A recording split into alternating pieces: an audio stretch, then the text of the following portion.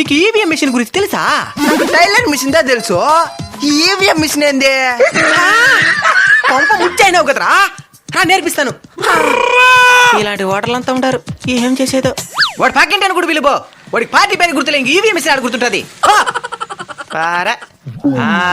ఇదే బా EVM machine.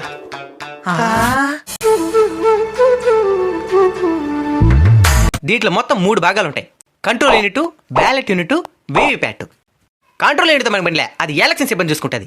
మనకి దేంతో పని అంటే ఈ ballot unit, VVPAT. Ballot unit గురించి చెప్తాను రండి.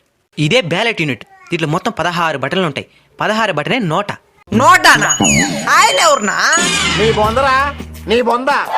నోటా అంటే ఎలక్షన్ లో నిలబడిన మనిషి కాదు, నన్ ఆఫ్ ద అబోవ్ అని అర్థం. అంటే ఇంగ్లీష్ రాదా? వచ్చు, కానీ చదవడం రాయడం మాత్రం రాదు.